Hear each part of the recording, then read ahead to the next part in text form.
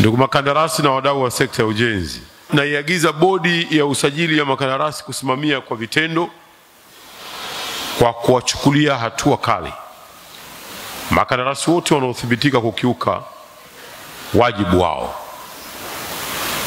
Ikumbukwe kuwa makandarasi mna mchango mkubwa katika kuinua uchumi wa nchi yetu. Pale makandarasi wanaposhindwa kutimiza wajibu wao, wanachelewesha wananchi kupata huduma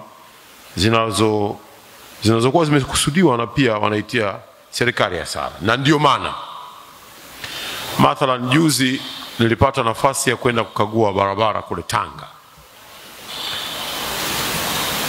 na nikakuta mkandarasi mzembe na tukamchukulia hatua.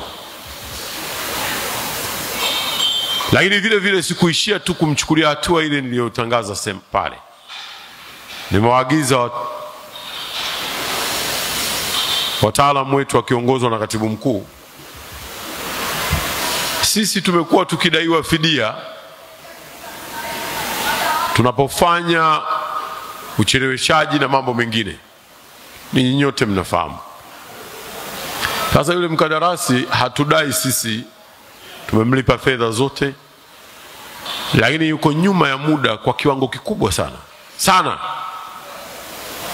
Nimewaagiza wataalamu, serikali inapaswa kumdai fidia yule pia kwa sababu ya uzembe aliyoufanya.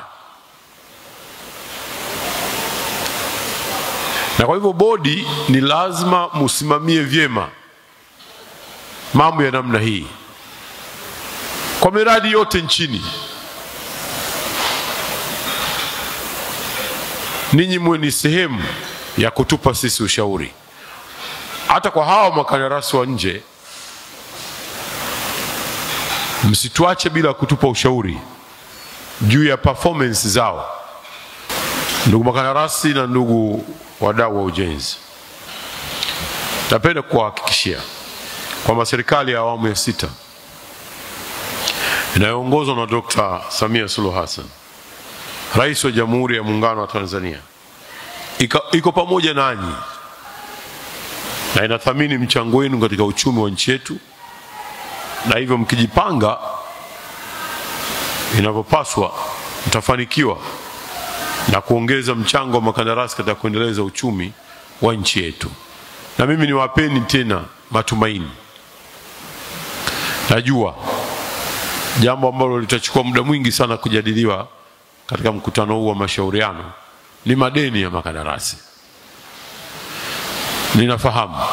Mimi naomba niwahakikishieni, ninaposema ni maelekezo ya Mheshimiwa Rais Daktari Samia Suluhu Hassan ya kwamba tutakapo kila kitu tunachokipata kipaumbele kiwe ni makandarasi wa ndani, ninasema hivi kwa dhati. Makandarasi wajiepushe na vitendo vya rushwa, kwa kukataa kushawishika au kushawishiwa kutoa rushwa.